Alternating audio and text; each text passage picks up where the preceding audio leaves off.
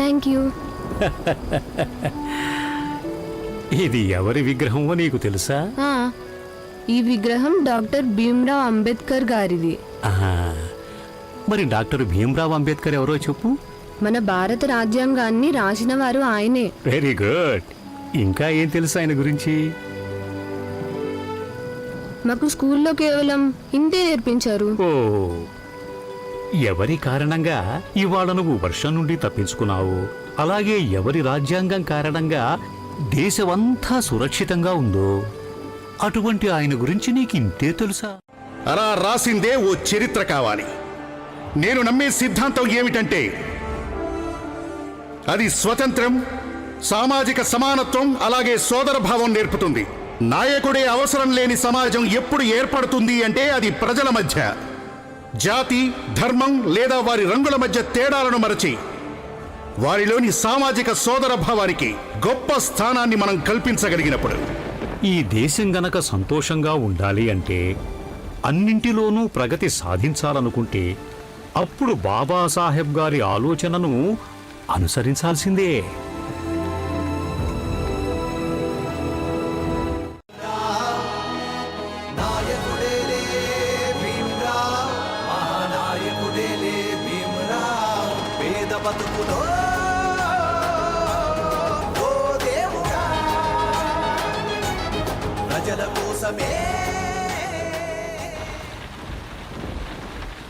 నువ్వు పూర్తిగా తడిసిపోయావమ్మా.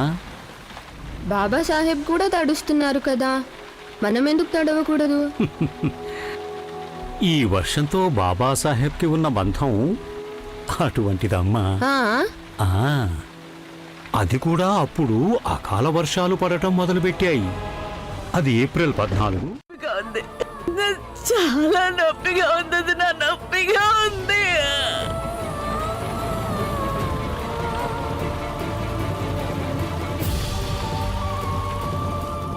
డాక్టర్ గారు ఇంకా రాలేదా? లేదత్తయ్యా. వెళ్ళండి, వెళ్ళి చూడండి ఎక్కడ ఉండిపోయారో. వెళ్ళి చూస్తాను.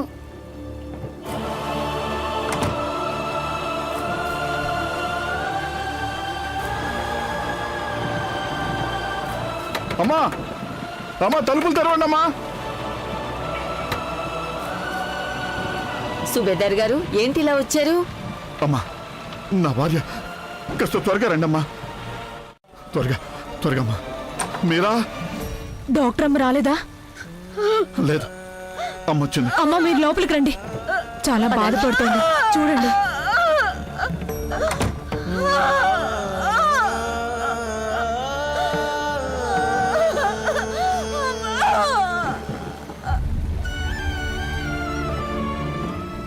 భగవంతుడా,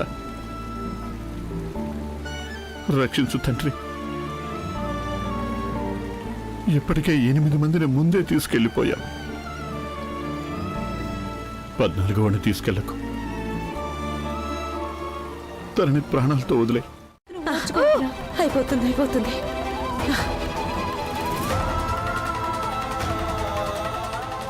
డాక్టర్ గారు, తలుపు తీయండి. లేదు, కొంచెం భయపడకు, భయపడకు. కొంచెం సేపు.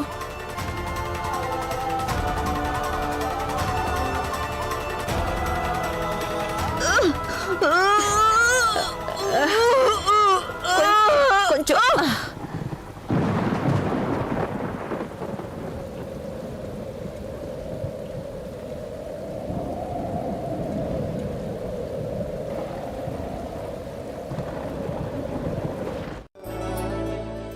రే రా నాన్న రా.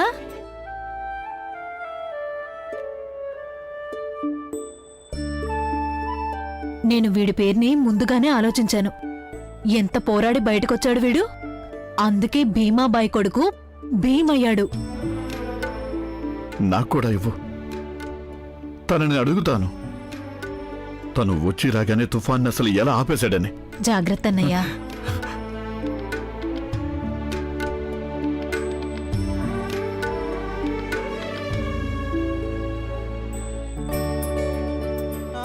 అన్నయ్య, అన్నయ్య. దానికి కూడా సమయం ఉంటుంది. అది తొలగిపోవాల్సిందే. ఎంతో కష్టపడి నువ్వు పోరాడి వచ్చావు. ఇప్పుడు చీకటి తొలగిపోతుంది, వెలుగు వస్తుంది. అలాగే ప్రతిరోజు కంటే ఎక్కువగా మెరిసే సూర్యుడు ఉదయిస్తాడు.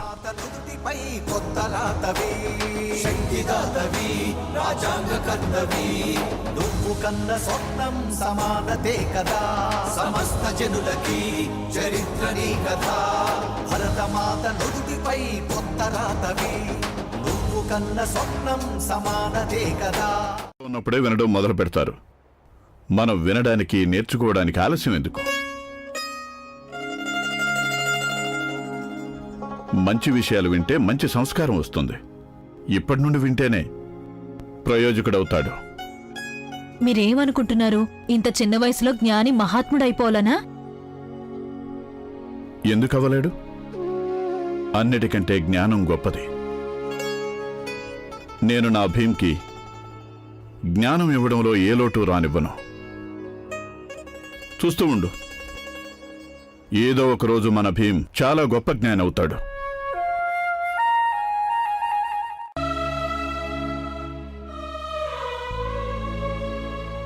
వద్దు, అందరికీ కాదు, అందరి ఇళ్ళకి మీరు పంచకూడదు. జాగ్రత్తగా పంచాలి. అది ఎలాగో నేను చెప్తాను. ఏ ఇంట్లో లడ్డూలు పంచాలి, ఏ ఇంట్లో లడ్డూలు పంచకూడదు అని. అన్నట్టు ఆ విలాసకైతే అస్సలు ఇవ్వకండి.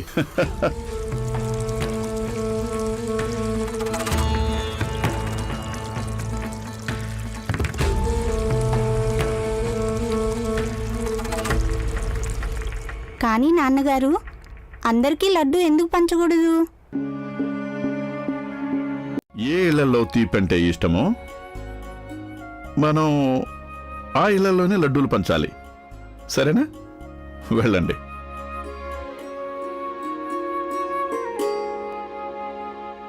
అన్నయ్య,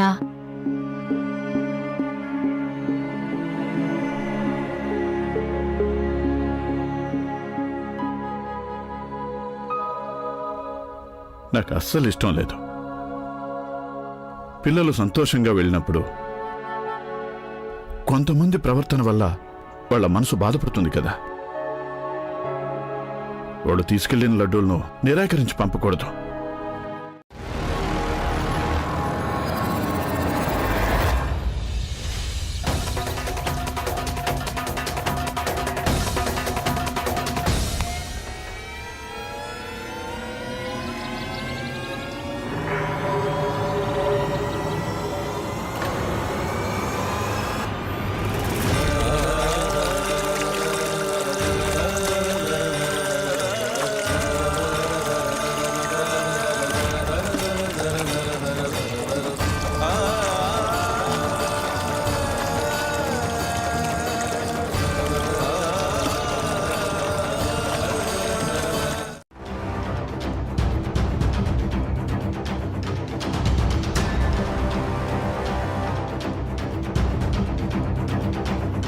అంటే దీని అర్థం ఇది గాలివార్త కాదు, నిజమే. ఇప్పుడు తెల్లవాళ్ల సైనికుల్లో మన జాతి వాళ్లను భర్తీ చేయరు. ఇప్పుడెలా? ఇప్పటికే భర్తీ అయిన వాళ్ళు వాళ్ళను కూడా తీసేస్తారంట. సుబేదార్ గారు, వీళ్ళు ఇలా ఎలా చేస్తారు? నా ఉద్దేశం ప్రకారం మేజర్ గారితో మాట్లాడాల్సిందే. అప్పుడు కఠినమైన నిర్ణయాలు తీసుకోవాల్సి ఉంటుంది. సార్, నేను ఇక్కడికి పోరాటానికి వచ్చాను. కానీ మీకేమనిపిస్తుందంటే నేను పోరాడటం కంటే బాగా కంటోన్మెంట్ స్కూల్లో పిల్లలకు బాగా చదివించగలను అని. అందుకని కంపెనీ వాళ్ళు నన్ను టీచర్ ట్రైనింగ్ కోసం పూణేకి పంపించారు. అక్కడ స్కూల్లో హెడ్ మాస్టర్ని చేశారు. ఆ సమయం వరకు నా జాతి వల్ల ఎటువంటి సమస్య లేదు. కానీ ఇప్పుడెందుకు వచ్చింది? జాతిని చూపించి హోదాని దూరం చేస్తున్నారు సార్. పైగా అది కూడా ఎటువంటి తప్పు చేయకుండా. ఫోన్లే మంచిదే. పోయిందంటే ఆ తర్వాత ఎలాగండి? నా ఉద్దేశం, కూతుర్లకి పెళ్లి చేయాలి, కొడుకులకి భవిష్యత్తు ఉంది.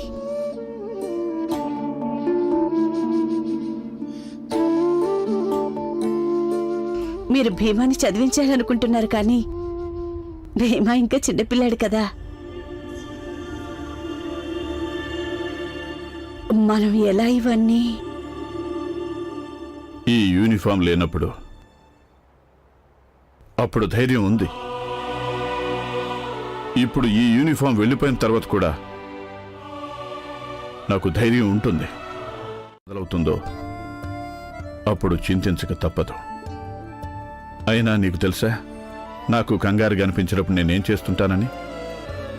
తుకారాం గారి భజనలు, అలాగే కబీర్ దాస్ గారి కవితలు. కష్టాలే దాట నువ్వే ఆధారం, నువ్వే మా ద్వారం, కనిపించే దైవం, మనుషుల్లో అసమానత నీ వల్లే దూరం, నువ్వే మా ధైర్యం, నడిపించే సైన్యం, కడగళ్ళే దాట నువ్వే ఆధారం, మనుషుల్లో అసమానత నీ వల్లే దూరం, నీ మాటలో ఈ దేశం సాగుతుందిలే, రాజు పేద కుల మతాలు మాయమాయలే.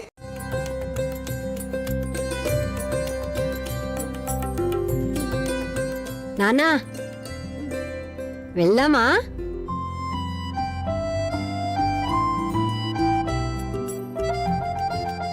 ఇట్రా.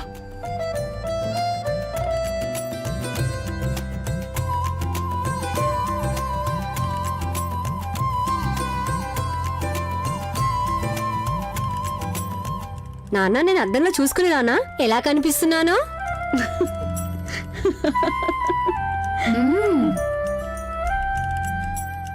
వెళ్ళు, వెళ్ళి చూసుకోనరా, వెళ్ళు. వెళ్దామా?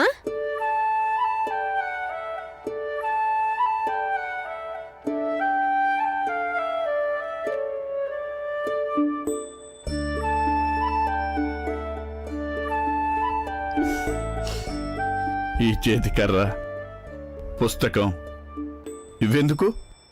నాన్న ఇది నాకు ఎంతో ఇష్టమైన పుస్తకం. మంచి బట్టలతో పాటు మంచి పుస్తకం కూడా ఉండాలి కదా నాన్న. అవునవును, ఖచ్చితంగా. ఈ పుస్తకం కోసమే కదా చివరికి మా భీమరావు గారు వాళ్ళ అమ్మమ్మ ఇచ్చిన వెండి లాకెట్ కూడా ఇచ్చేశారు. డబ్బులు ఇవ్వు బాబు, అప్పుడే పుస్తకం ఇస్తాను. దీంతో పుస్తకం కాదు, మిఠాయి వస్తుంది. వెళ్ళు, అదే తిను. అయినా నీది పుస్తకం చదివే వయసు కాదు, వెళ్ళు.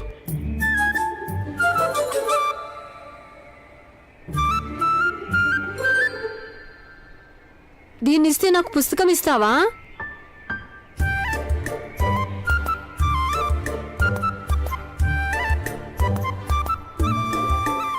తీసుకో, పుస్తకం తీసుకుని వెళ్ళు బాబు. భీమ్, నాన్నగారు ఇంకొకటి కొనిస్తారులే. పద.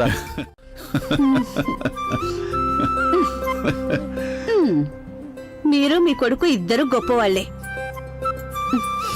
కానివ్వండి, వెళ్ళండి. త్వరగా తన్ని తిప్పి తీసుకురండి. వెళ్ళు. పదండి నాన్న. పదండి, మనం వెళ్ళి సామాన్లు సర్దుదాం. ఆ భీమ్ ఎప్పుడైనా నన్ను ఏదైనా పుస్తకం అడిగాడు అంటే అప్పుడు నా దగ్గర డబ్బులు లేకపోతే నన్ను నేను తాకట్టు పెట్టుకునైనా తనకి ఆ పుస్తకం కొనిస్తాను.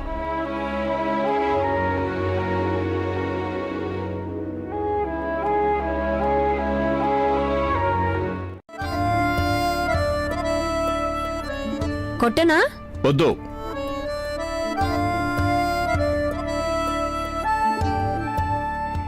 ఇప్పుడు కొట్టనా? అప్పుడే కాదు. కొట్టనా? ఒక్క నిమిషం ఆగు. ఆగు. కొట్టు.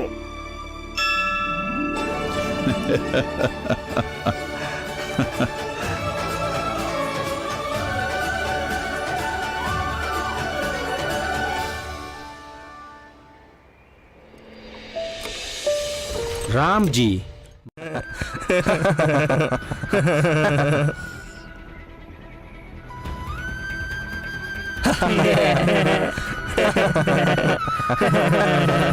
రామ్జీ గారు, మీరు లేకపోతే మాకు అసలు ఏమి నిజమే.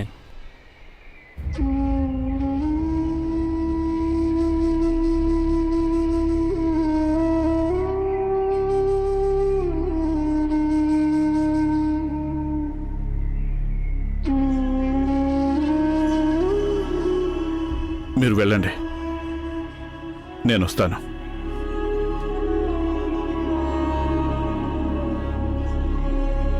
ఆలోచిస్తున్నావో అదే అన్నిటికన్నా ముఖ్యం. ఒకవేళ నీకు ఇది నిజం అనిపిస్తే మీ నాన్న రిటైర్ అవుతున్నారని, అప్పుడు ఈ ప్రపంచం ఏమన్నా సరే నువ్వు ఈ మాట మీద నమ్మకం ఉంచాలి. ఎందుకంటే మన నమ్మకం వల్ల నువ్వు మిగతా వాళ్ళ ఆలోచనలు మార్చగలవు. అందుకే నీకు ఎప్పుడు ఏది కరెక్ట్ అనిపిస్తుందో దానినే నమ్మాలి. సరే నానా. మరి వెళ్దామా? అమ్మ ఇంట్లో మన కోసం ఎదురు చూస్తూ ఉంటుంది.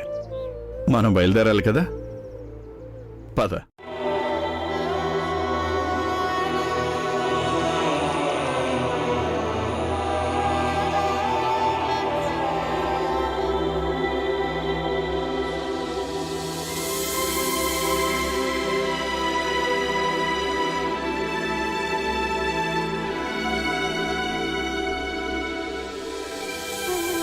పదండి.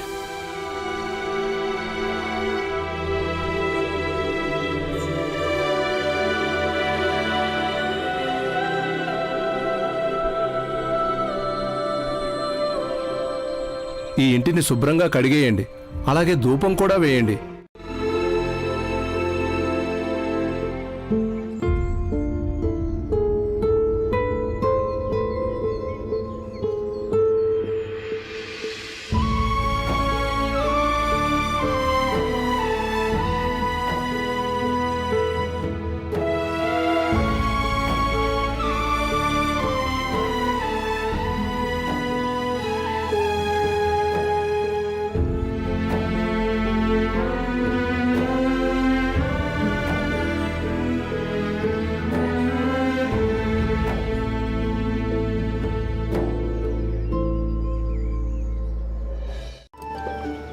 భీమా, అంత హడావుడిగా ఎక్కడికి వెళ్తున్నావు నువ్వు? నేను అందరికి దారి చూపిస్తున్నాను, మీరు అందరూ నా వెనకే వస్తూ ఉండండి. రోజు వెళ్ళే దారి అన్నట్టు చెప్తున్నాడు చూడు. కలలు కూడా కంటూ ఉంటావు కదా. కళ్ళు ఆకాశంలో కూడా నేను ఎగురుతూ ఉంటాను. మీకెవరికి చెప్పినా మీరు నమ్మరు.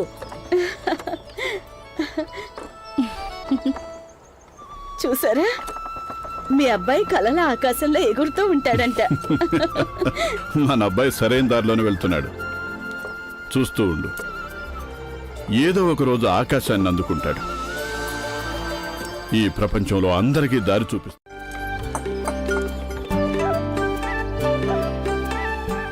బాబు, 7 గ్లాసులు టీ ఇవ్వు. అలాగే నా కొడుకు భీమ్ కోసం 1 గ్లాస్ పాలు ఇవ్వు. అయ్యో సార్, మీకెందుకు ఇంత కష్టం? నన్ను పిలిచుండాల్సింది, నేనే తీసుకొచ్చి ఇచ్చేవాడిని. మీరు వెళ్ళి కూర్చోండి, నేను వెంటనే తీసుకొస్తాను. సరే, పద బాబు.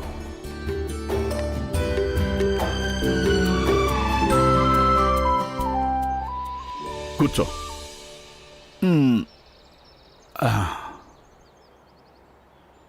మీరందరూ టీ తాగండి. అలాగే నా స్నేహితుడు వస్తాడు.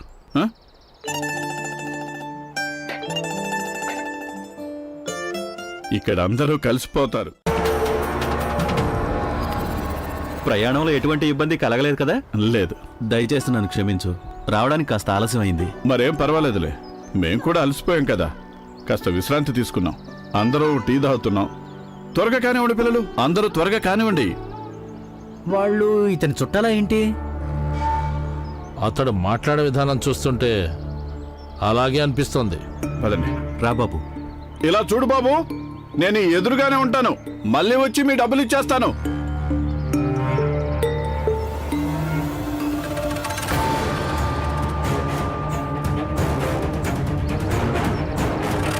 అనిపిస్తోంది. పదండి. రా బాబు. ఇలా చూడు బాబు, నేను ఎదురుగానే ఉంటాను, మళ్ళీ వచ్చి మీ డబ్బులు ఇచ్చేస్తాను.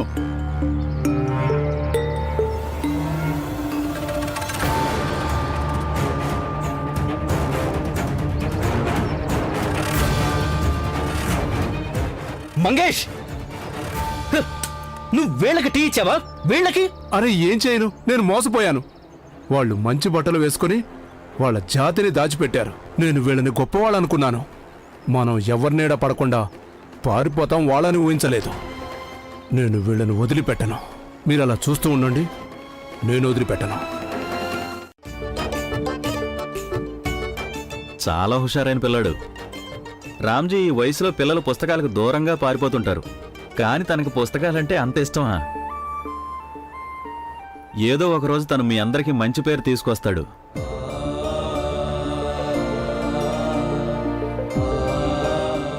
సరే రామ్జీ, నేను వస్తాను. నీకు ఎప్పుడు ఏం కావాల్సి వచ్చినా సరే మొహమాటం లేకుండా అడుగు. నేను కూడా బయటకు వస్తాను. టీ కొట్టి అతనికి డబ్బులు ఇవ్వాలి. పద పద, వస్తాను వదినా. మంచిది. ఇప్పుడే వస్తాను.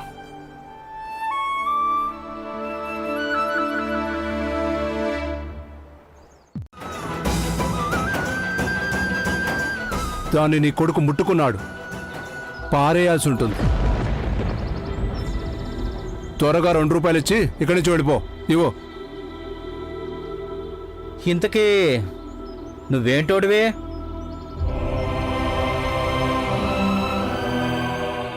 సాధువుని ఏ జాతి అని అడగండి,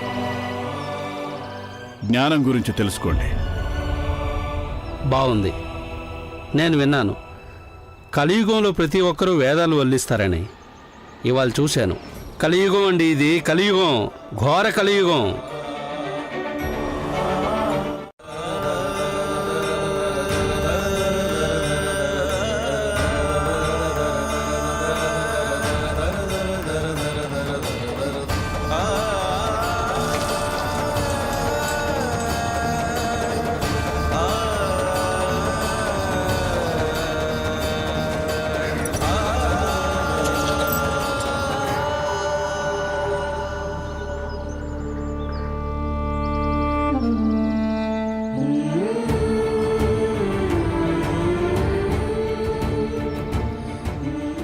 చోటు మారినంత మాత్రాన మన జాతి మారదుగా.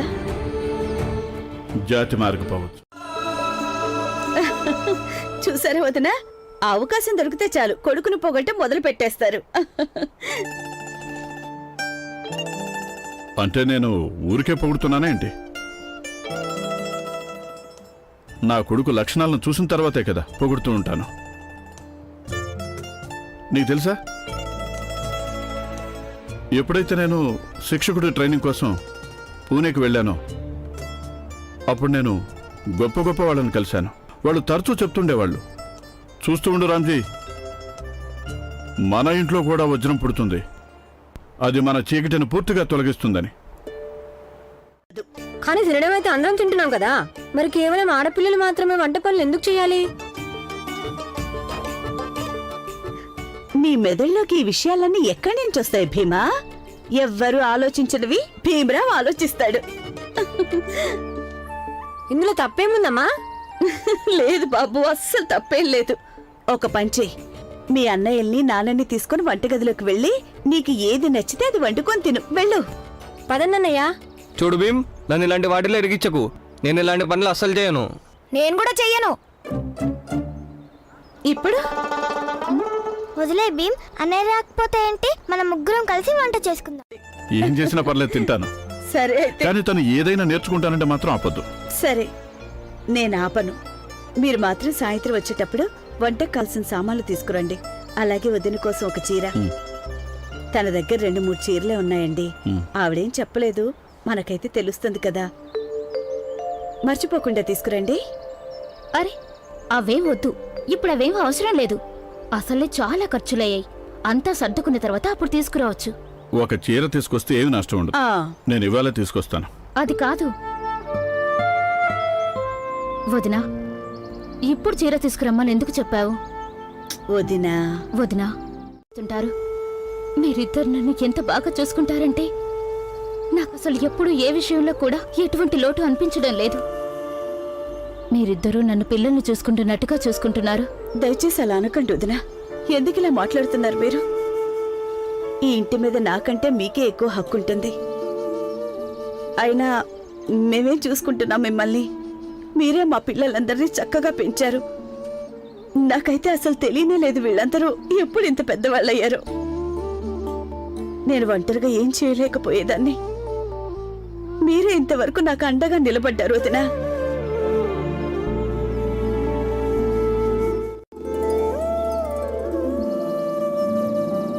అత్తయ్య ఇది ఎలా ఉందో ఒకసారి తిని చెప్పండి. ఇదిగో నీ కొడుకు చపాతీలు చేశాడు, తిను. వద్దొద్దు, మీరే తినండి. మీ మేనల్లుడు చేశాడు కదా. మీరిద్దరూ తినండి. మ్మ్. ఇదిగో తిను.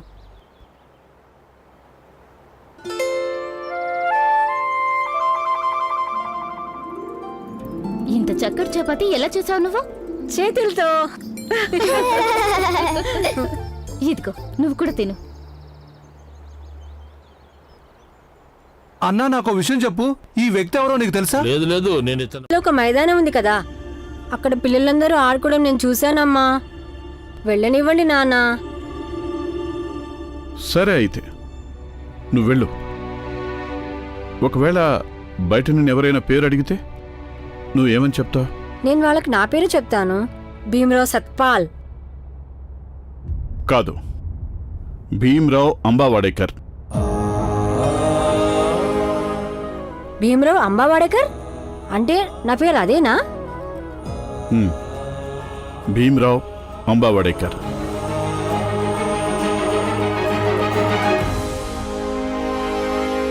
వాళ్ళు మరి మీ పేరు ముందు సత్పాల్ అని పెట్టుకున్నారుగా, మరి నాకు కూడా సత్పాల్ అనే కదా ఉండాలి. అదేంటంటే మనం అంబాడి గ్రామానికి చెందిన వాళ్ళం కదా, మనకి మాత్రమే కాదు మన ఊరికి కూడా మంచి పేరు రావాలి కదా, అవునా? సరే, ఇక భీమరావు అంబావాడేకర్ వెళ్ళొస్తాడు. పదన్నయ్యా. లేదు లేదు, నేను రాను. నాకు ఇక్కడ ఎవరు తెలిసిన వాళ్ళు లేరు. అవునవును, ఆనంద సరిగ్గానే చెప్తున్నాడు భీమా. వెళ్ళొద్దు. మనం వెళ్తేనే కదా ఎవరైనా పరిచయం అవుతారు. నేను వెళ్తున్నాను.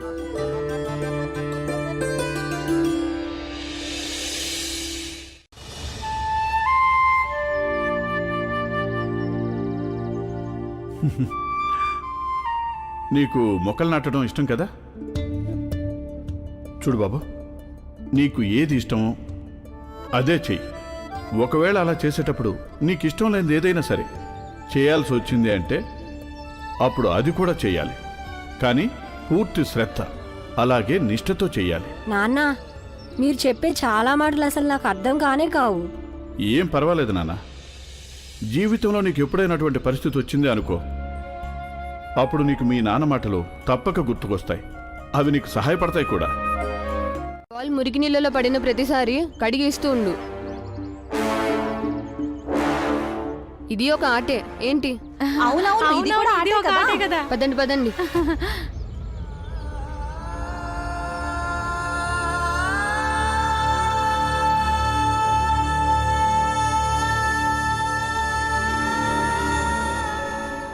ఏ ఆగు, కోపం వచ్చిందా ఏంటి? మా బాల్ పడితే ఎవరు తీసిస్తారు?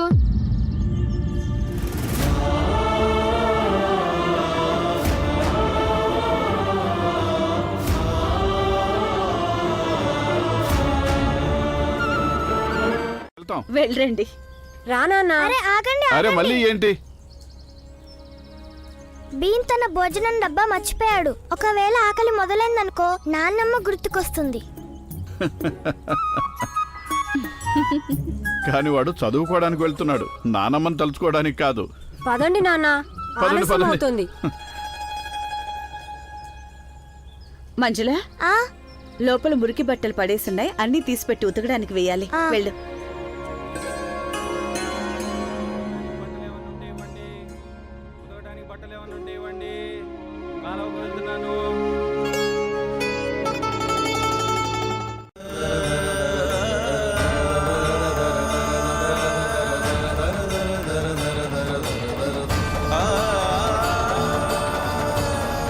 అయినా మధ్యలో నువ్వెందుకు కలగ చేసుకుంటున్నావు? పద.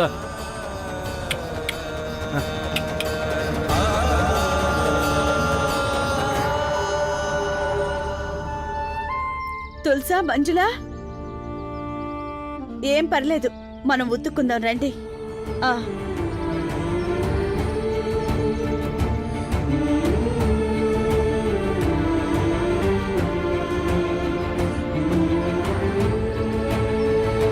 అడ్మిషన్ కావాలి.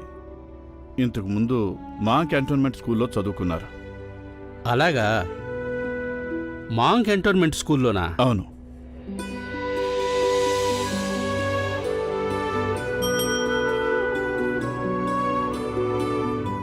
ఈ పిల్లలను శాస్త్రి గురూజీ దగ్గరికి తీసుకెళ్ళండి. ఏ తరగతిలో చదివే అర్హత ఉందనేది ఆయన చూసుకుంటారు. అలాగే గురూజీ. రండి పిల్లలు, వెళ్ళండి వెళ్ళండి వెళ్ళండి రండి రండి. పదండి పదండి. మీ పిల్లల పేర్లు చెప్పండి. బాలారావు, ఆనందరావు, భీమ్రావు. వాళ్ళ టైటిల్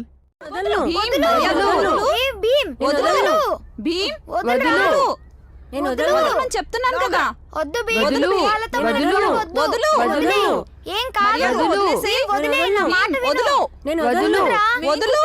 నువ్వు కూర్చోడానికి వెళ్ళలేదు.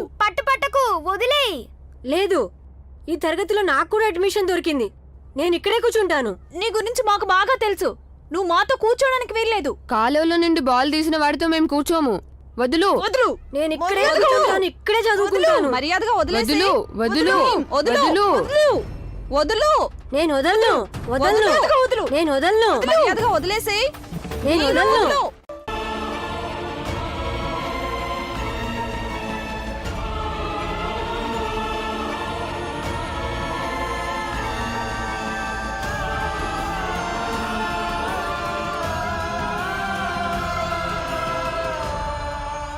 గురూజీ, నిజంగా మీరు చెప్పేది నాకేం వినిపించడం లేదు.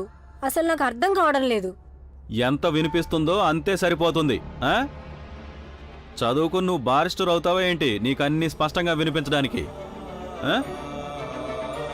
అక్కడే నిలబడి ఉండు, అక్కడే చదువుకో. అర్థమైందా లేదా?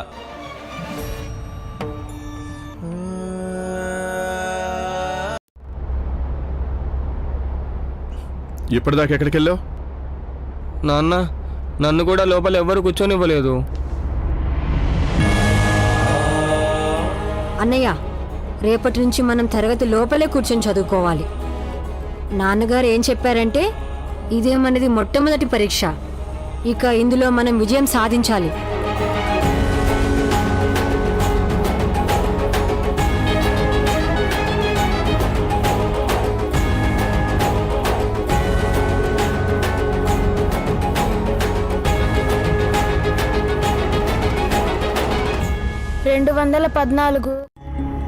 అవును భీమ్, ఏం ఆలోచిస్తున్నావు?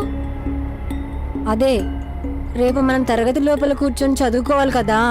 నేను అదే అనుకున్నాను, తను ఏదో ఆలోచిస్తున్నాడు అని. ఏమైనా ఉపాయం తట్టిందా భీమ్? అదే ఆలోచిస్తున్నాను. ఆలోచించు. ఏదైనా ఉపాయం తడితే నాకు కూడా చెప్పు. అప్పుడు దాకా నేను చుక్కలు లెక్క పెడతాను. 219, 220, 221, 222.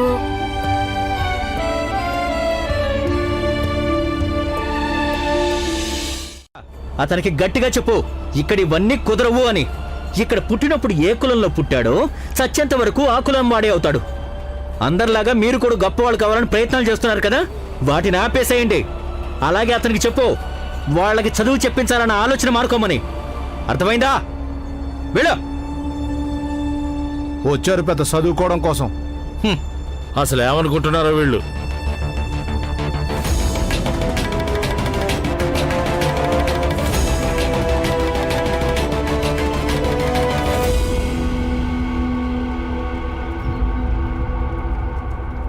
రామ్ గారు, వాళ్ళు చాలా కోపంగా ఉన్నారు. నేను ఎప్పుడూ చెప్పను. చూడండి రామ్ గారు, ఇవాళ ఇటువైపు నుండి వెళ్ళొద్దు, వేరే దారిలో వెళ్ళండి.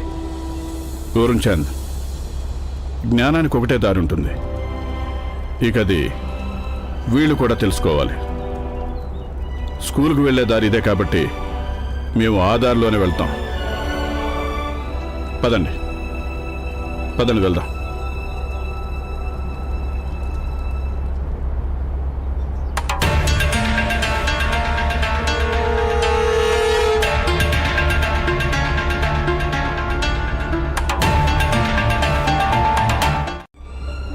ఒక్కోసారి ఇలా పోరాటం కోసం గొంతు లేపాల్సి ఉంటుంది. లేకపోతే అన్యాయం చేసే వాళ్ళకి ఇలాగే అనిపిస్తుంటుంది, వాళ్ళు చేసే అన్యాయం కూడా సరైందని.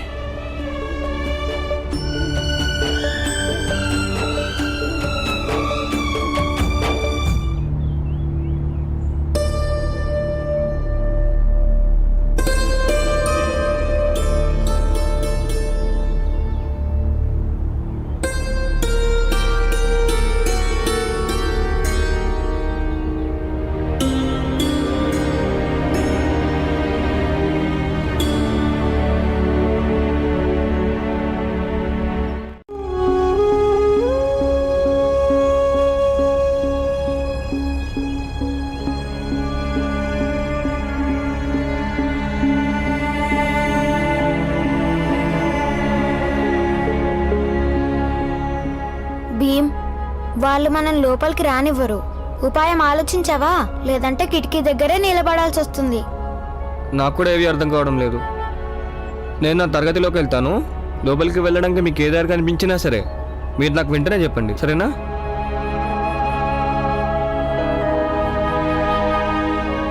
పద.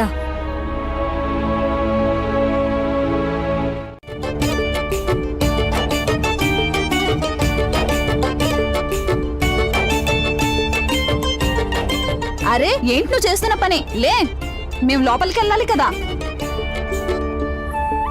దారికి అడ్డంగా పడుకున్నాడు. ఇప్పుడు మనం ఏం చేద్దాం? అక్కడ ఉన్న కర్ర తీసుకురా, కొడితే వాడలేస్తాడు.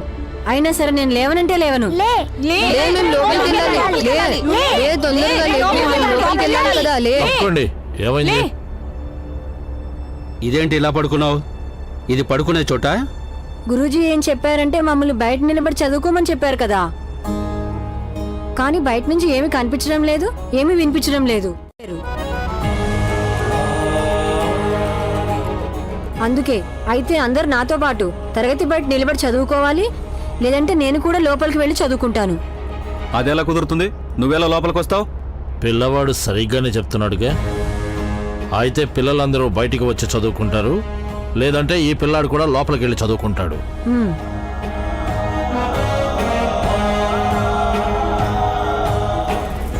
ఏంటి మీరు అంటున్నది? పైకిలే భీమ్. ఇవాళ నుండి నువ్వు కూడా అందరితో పాటు లోపలికి వెళ్ళి చదువుకుంటావు. ఏం చేయగలరు మీరు? నేను మీ వ్యాపారం మొత్తం చూసుకోగలను. డబ్బులు, బస్తాలు, అన్నిటి లెక్కలు సరిచూడగలను. అన్ని పనులు చూసుకుంటావా? ఒక్కడివే అన్ని పనులు చేయగలుగుతావా? తప్పకుండా చూసుకోగలను. మిలిటరీలో నేను ఆఫీసర్గా ఉద్యోగం చేశాను. అక్కడ ఉండే లెక్కల ముందు ఇవి ఏమాత్రం ఎక్కువ కాదు. నేను చూసుకోగలను. నేను నీలాంటి వాడి కోసమే వెతుకుతున్నాను. రేపటి నుండి పనిలోకి వచ్చేయి. ధన్యవాదాలు సార్. నీ పేరేం చెప్పావు? రామ్ గారు, నేను మిమ్మల్ని